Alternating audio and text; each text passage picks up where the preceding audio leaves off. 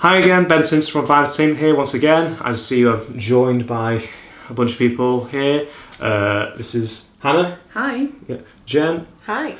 And Andy. And we've just watched Nomadland, which is kind of an awardy film that's getting a lot of recognition. Literally just watched it right now with Frances McDormand.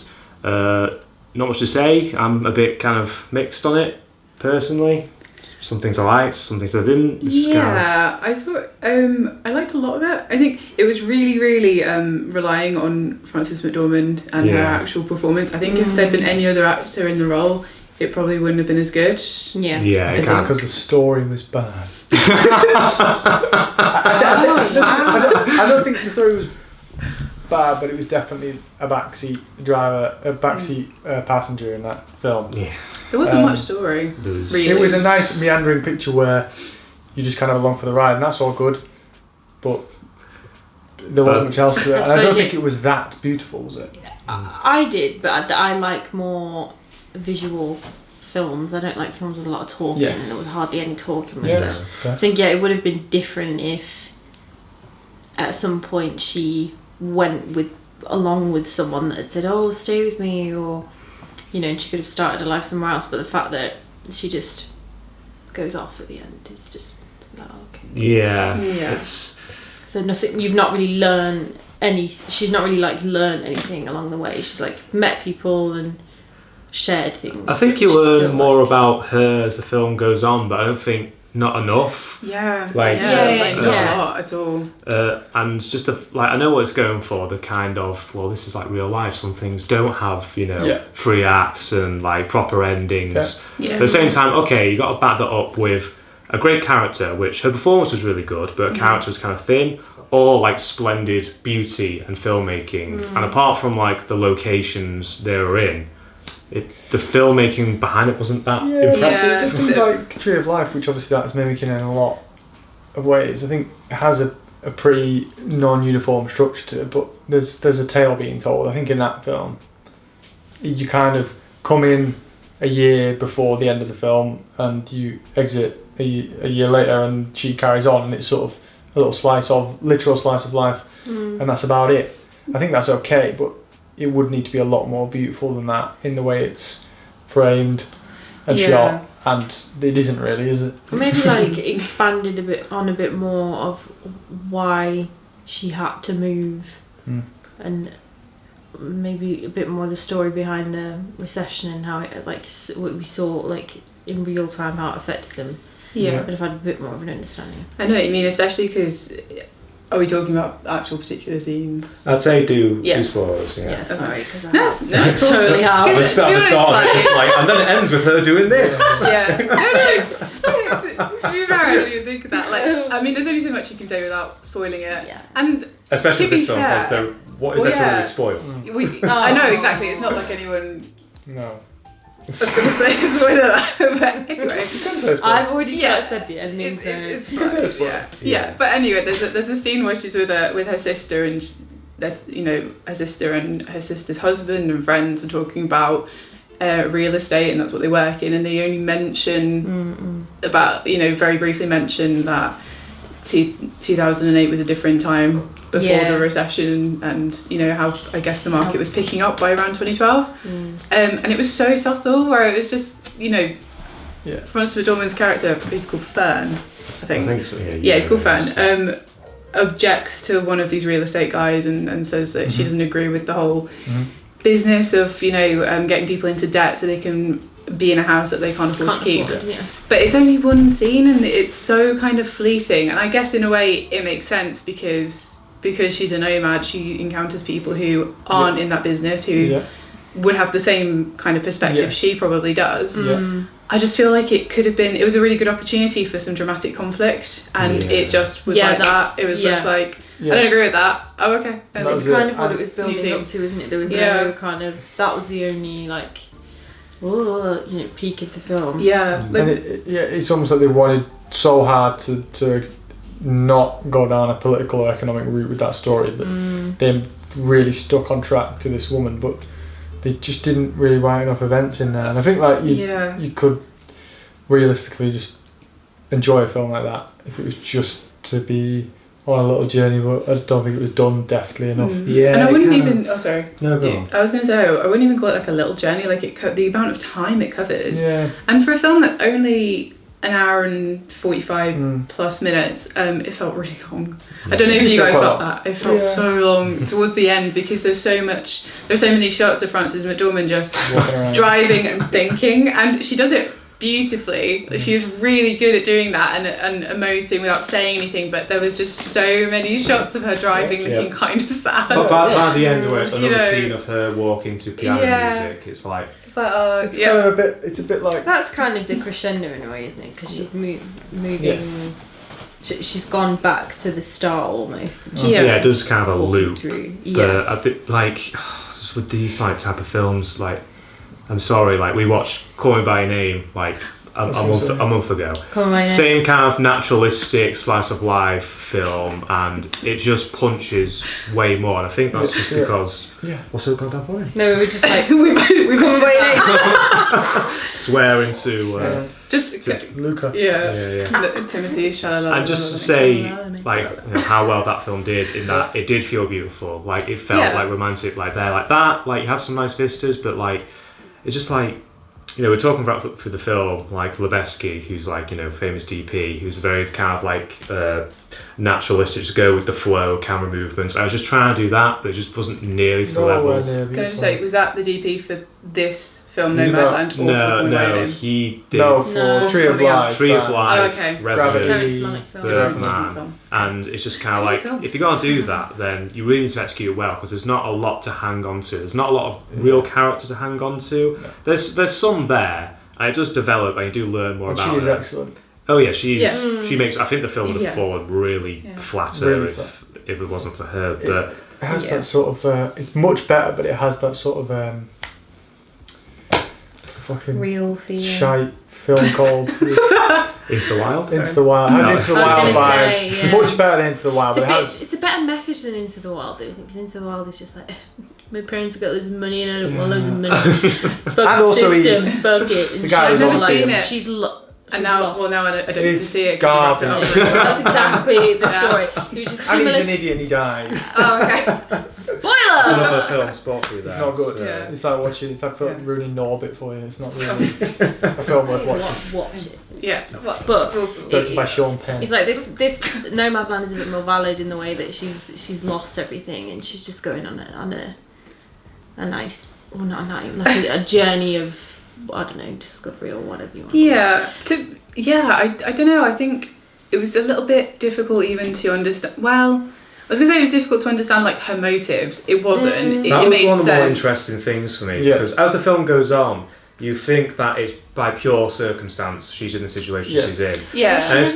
And then she's later revealed that she's kind there of by chosen choice. for Yeah, it. she has options to not be in that situation. Yeah, like a lot. A friend, a family member. She's got a potential prospective partner. She could have just moved. Yeah, I think what I meant was it's not. Just move out, what are you doing? Get on your van and Move live to the at next town. Get your fucking China plates. Yeah, she was struggling to work. She had the Plates. Amazon job.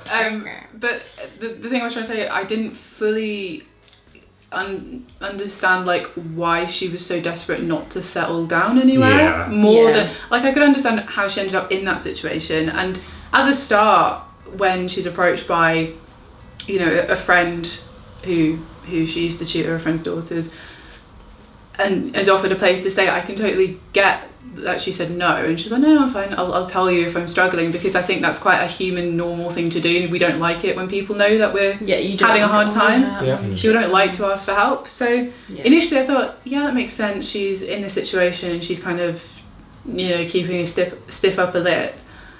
But then as it kind of went on, although she had that a little heart to heart with her sister, again it was so fleeting. And to be honest, I thought that the film was going to end after she left her sister's house. Yes. Might as well have. It really could have. There's that shot where it's the sister's house and they hug and Frances McDormand leaves and her sister goes back in the house. It so could have ended there. It would have been fine. Or it could have ended around the campfire where they're all throwing rocks. Yeah, because Dave turned into nothing. Exactly. None of the other characters really came of it. I think there was nice little moments, wasn't there, with the real people were obviously real, and they worked. I think that worked. Definitely. And like the guy's story and the woman's story about like the having the boat in the driveway and whatever. That's all good. That was nice. But was it amount to? Like, yeah, well, I mean, I think the kind of the message I got from it, and I don't know if you guys agree, was the idea of living in the moment and not, you know, letting life go, not holding back, just being free. Not doing what you don't. Not doing what you don't want to do. What you don't want to do. When she opened up a little bit and I've forgotten who she was talking to. She was saying that she stayed in that little town with her husband because what was the reason? After her husband died, she couldn't bear to leave because there was so much. Yeah. He loved it so much, and it reminded her of him. Yeah. So that's why she didn't leave it. Yeah. So that's really weird because I'm trying to figure out how those two meet, where it's like not staying put for the sake of it and going out and living. Like it's an awkward middle point where it's neither here or there to me. It's either you home in on your message, you come away from the film like, okay, that's what it's about, or you keep it kind of abstract, keep it guessing. It could mean that, it could mean this. It's kind of up to interpretation. Where that it hinted towards what it is about, therefore didn't hit like that home run. So you're left there going kind of. You're clearly trying to tell me something, but it's not communicating well what it is. Yeah. And because of that, I can only enjoy in the moment of meeting these random people and their own personal stories, which I think is one of the stronger aspects of the film. Yeah, it's make it about being a nomad or make it about the recession, I think. Yes. Yeah. There wasn't a clear line either, but it touched on. I feel like it could have. And I feel like it could have added when she first arrives at camp and we hear the guy who leads the camp essentially going about, modern day America, how it leaves people some behind, and we reject the capitalist society that it is. And it's like, okay, is this going to be our prevailing theme? But it's kind of just left there. Yeah, it is. And it doesn't really, from first watching, it didn't really make it clear if Matt Dorman, the main character, related to that, if she's on board, or she just likes to, live her own life. She's just flitting around. Because then they all went. Sorry. No, you go ahead. Sorry. It's because they all went somewhere else, didn't they? And she stayed. Because then again, I just thought, oh, she's not going with them. So what's she gonna do now, girlie? I think there was definitely quite a strong theme about the feeling of belonging and not specifically not belonging. Where she kind of, when she goes and meets that group. I guess you could call them like a commune. Yeah. She stays with them for a bit and then they all leave and she's welcome to go, but it kind of just doesn't feel right. And then same thing with her sister, and then same thing with Dave, her, potential love interest, even though there was no chemistry between them at all. There was no chemistry whatsoever. And I felt sorry for him. I felt quite sad for him. Although I'm not sure if that's maybe intentional, where, that it was kind of going for, some people as they get a little bit older, and they're on their own and they don't encounter that many people. It's like, hey, you're nice, I like you. I'm nice enough, we can trust each other, and it is just a matter of be companions. Yeah, companionship as opposed to any kind of romance. But this idea of that she just feels like she doesn't fit anywhere. Yeah. I don't know if I think that is the main point. I think death is the main character. thing. Yeah, probably. I think the best scene is when the woman nearly dies or whatever. Oh yeah. That was the most emotionally intense. Yeah, that's the end of the first act. I'm like, okay, this is what the film's going for here. And there was in the first act quite a lot. They kind of played around that, didn't they? And then they did sort of leave that there. Yeah, it just wasn't quite the same, other than the husband, but because there was the woman and the guy as well that both spoke about their experiences, and it was sort of that was the most potent bit. So what bit do you mean, the bit around the fire at the end, or no, when she's talking about it? When she kayaking and stuff. And then she sort of has like a medical episode, doesn't she? She's obviously having some sort of death-defying symptoms. Yeah, that was quite powerful. Because I do think that the prevailing thing, obviously, if it is, that's one thing where you sort of enter and then exit a life, and it's just sort of about, it's not really I think they might be making a good out of a situation here where this isn't necessarily intentional, but if you were doing that and it was sort of saying, it's never ending. This is consistent. This is like an American tradition. People are just out on the road. They're out there doing stuff. Yeah. People are dying. People are moving on. It's sort of like a nature thing. But as I say, I just don't. If that is the case again, you've got Terrence Malick out there doing that.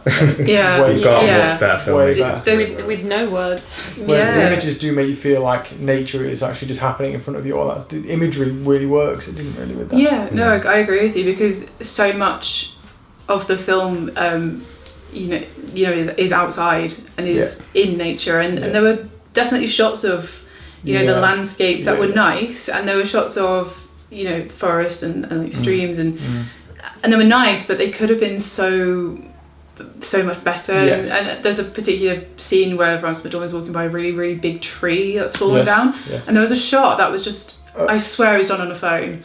It looked so kind of wavy. Yes. And it just Cheeky stabilizer in there. It really not even like wobbly, but just Oh, right. yeah, like I don't know what was up with it. It looked like it was shot on a phone, and it kind of took me out of the moment because it was just like very nice clean Not shot of elegant enough, Frances McDormand, and then suddenly just kind of like iPhone footage, and again I don't know what they're going for, but I agree with you in that if it's kind of a film about nature or natural life and the cycle of life, and that we just kind of exist in this world, and we move along it, I just feel like it was shot a little bit flat. Yes. And I don't know anything about how to shoot. But I tell you, if you get a budget and you get a top cinema camera with beautiful lenses, and you go to a beautiful place and you have Frances McDormand standing in your shot, it'll be good. Or it'll be like 90% of the way to being good already, because it's just all the shit is just assembled. That place looks fucking great. Your camera's mint and she's mint. That's when your directing comes in, and it just screams a first-time director, just like filming stuff, but great kit, great locations, and sort of reaching a level. If that was shot on an iPhone, that would be garbage, I think. Yeah. Or it would kill a lot of the impact.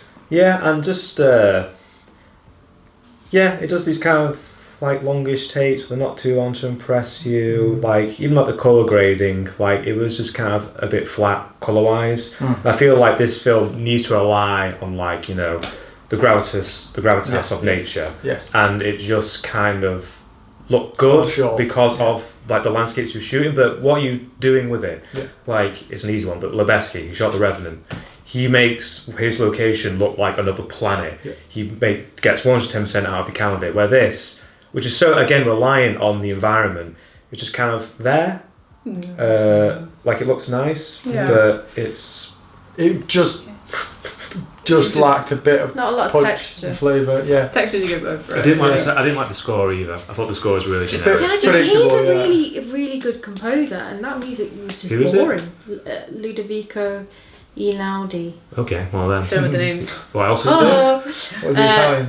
I don't know if he's done any other films, but he released a few albums like 15 years ago with really beautiful music that were on. It was on loads of adverts and stuff. Ludovico. But yeah, that was it. Just felt really just like piano keys and like a violin. It felt like a very generic score. Yeah, very sparse. Yeah, because sometimes the score can like really draw you in and really get you to that emotional place. But with that one, it wasn't really doing anything for me. No, I thought it was again a bit bland, wasn't it? Yeah, I liked it visually. I did like it. Yeah. He did This Is England and did he? Oh, okay. The Intouchables, whatever that is. Not the Untouchables. No. The Intouchables. Is that the sequel to? And loads of stuff I've never heard of. / just normal stuff, but he is normally quite good. Yeah. Well, he wasn't there. Well, he wasn't in this. It's all down to director, and the director was just not quite. And I believe quite flavoursome enough. Yeah, I believe this is the director's second film. I think she made, I forgot what it was called a few years ago, but it was like a really small film. And this is like blowing up perception-wise. People are loving this film. Well, I think that's possibly because of the main actor, Frances McDormand, because she's... Yeah, she's on Netflix. We were saying before this that, although she's been acting for such a long time, she's kind of hitting her stride in terms of popularity and, I guess, widespread acclaim, which is highly deserved. Yeah, I think we all agree. Yeah, she was the best thing about that film. Definitely. I was just gonna say about, because we talked about it being a little bit like the directing being a bit flat and the grading and the score. Yeah.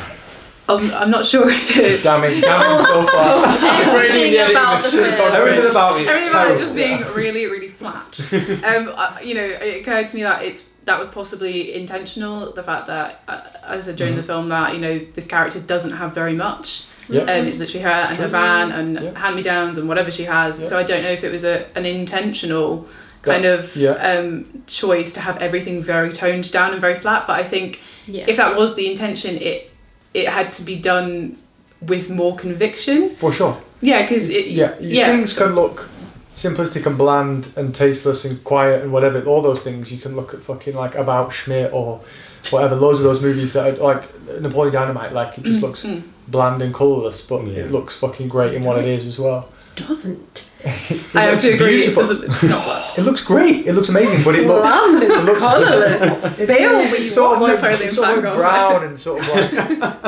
simplistic and natural. It's not like some flashy movies with loads of great cinematography. It looks amazing. Polar opposite of Wes Anderson. Exactly, and it does its job really, really well. But that one, that one. Having a rage in the corner. If it was going to do that, it'd have to still be effective in what it was doing. Yeah, definitely. I think it was. It read as unintentionally sparse as opposed to intentionally sparse. Yeah, I think especially because we're talking about like the theme and the message, the message, the moral. Yeah. What are we taking away from this motion picture? Well, that's the thing. The presentation of it should kind of give us a theme or a feeling. Because to be honest, I just tripped over my words. Life is hard. To be honest, I got the feeling that it was quite a hopeful film, and I think that if, like you said, bits of landscape and nature were shot in a way that was much more beautiful and evocative and emotive, that it would have helped elevate that kind of hopefulness that you don't have much material stuff, but look at this amazing world you exist in. Even the shooting style was inconsistent because it does these kind of like handheld indie kind of claustrophobic things, and then like sometimes it goes, "No, ditch that. We're going to go for these panoramic wide kind of like steady cam shots." And it's like, what do you want me to feel here? Because at times I feel like, oh, this is an awful life, and then sometimes, oh no, this is quite attractive, and maybe that's the point of the film. Yeah, that's true. That's true. Actually, you didn't feel like whether they were having a nice experience. I mean, maybe that's a good thing. Yeah, you didn't really know what kind of experience she was having. But sure, the point of the film should kind of like sit in them. But maybe that's an actual secret positive, that there is that nuance of life is not always sometimes a good and bad thing. It's all kind of a mix of both, which I guess is a strength. Which Into the Wild obviously goes full saying this is like nothing wrong with doing this at all. Shitting in a bucket doesn't really happen. You don't get to see that. There's toilets everywhere. It's great. Yeah, and you just like chicken lands in front of you, and so you just cook it. There's all these things I appreciate, but emotionally didn't like. It had me up to a point. Like the first like half an hour, 40 minutes, I was kind of on board with it. I was like, this is nice. Well, you're kind of intrigued as well, aren't you? Where you're like, because it's an interesting kind of topic of the film. It's this subculture I've never really heard of, and I'm kind of being introduced to it. So the first half an hour, 40 minutes, you feel like the main character. Oh, this is cool and neat and interesting. What are we going to do with it? Nothing. Not a lot else. Yeah. At no point ever was I bored. No, I wasn't. I wasn't like. I was always interested to see where she would go, compared or what to how do. we watch like Mank, where it's just like half of fluid's like I'm checked out. Let's all say that into camera. Mank is shit. Mank don't tell me that's any Fincher, good. you're a terrible director. You've never made Awful. anything good. And more than anything, this film should not win any Oscars. It will win a bunch. And she might win it, which would be alright. But God. for me, I don't think that should win Best Picture or Best Director or Best Cinematography or any of those things. I agree Best action. Yeah, Best Actor. I agree. She was given it like 3 years ago, so they might be like, they don't like it. Also, just talk about shitting in a bucket. Frances McDormand has redefined pissing in the wind. That commitment, like literally pissing in the wind. Yeah. So I mean, if she gets nominated for an Oscar, I'd like it to. And she looked great in terms of she looked absolutely haggard and worn down and old, tired, which for the character is absolutely great. Yeah. She's an extremely expressive face. It's incredible. Like unbelievable. Like any simple kind of like facial expression she makes, like there's the singer's kind of detail where it's like a frown that way, or kind of the way she winces her eyes. It tells so much about her feeling. And without her in it, like if that was cast with, I don't know. Can you imagine, like, I don't know, I'm trying to think of any other actor. Sarah Michelle Gellar, Imagine her you in that know, someone like one. Zoe Deschanel. oh my god, can you imagine Margot Robbie in it? Yeah. It's gorgeous. Like, I know they're all Reese substantially Witherspoon in younger. that. Yeah. Awful. Yeah, someone from Friends, Jennifer Yeah, Aniston. Jennifer Aniston. It just Didn't wouldn't Reese work. Witherspoon do She something did like, what was it that? called, Wild? or Wild, something? yeah. like years Didn't ago. watch that, obviously. No. Maybe Ben Stiller in the Walter Mitty thing, which I heard that of, that's not sure right. Reddit loves that film. Should we, Secret should we do like a Life of conclusion Walter each, what we all think of it? Are we going to rate it as well? Or Yeah, do you want to give it out of recommend 10 and give a little summation? out of 10. Yeah, are we adding 0.5s to it? Yeah, if you want. Go for it. Okay. 0.25 This is if you want, mate. The beginning, so this is where we lay down. Yeah, the this ground is rules. new, folks. Obviously, it's been it's been fun but messy, but that's the appeal of it. Yeah, just like Nomadland. Just like Meandered. Okay. We went on Feeling. journeys. Yeah, we did go on a journey from the Yeah, comfort of our some own shit. homes. Yeah, so out of 10, like, it was difficult, you see. Doing out of 10. Okay. I Well, thought Don't think have it's- five. Don't have. Got to No, think out more. of 10, it's like Got to convert. 5 Yeah. out of 10. Okay. Seems not completely without merit. Great solo performance. Halfway intriguing things it had to say about life in America, but didn't really home in on them. Like, lacked a punch. You know when you see a great film, it's like, it's got me. I'm into it. Never once was I like that with that film. And it may be because it's been so well regarded that you do kind of heightened expectation. Maybe a second watch things will start clicking.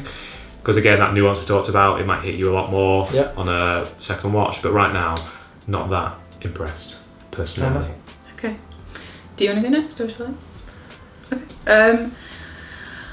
Kind of, yes. I'd probably give it a 5 or a 6 out of 10. 6 Mhm. being generous. It was okay. The worst thing about it is that I didn't really feel a lot. Mhm. You know, there was so much. We spent so much time with one character. I feel like we didn't really get to know her or understand her very well. Best thing about it was Frances McDormand, her performance. Worst thing about it was, and I meant to say this earlier and I forgot, and now I've remembered. When they're sitting around the campfire putting a rock in the fire for their deceased friend, one person's holding a photo of the friend that is like a screenshot from the film.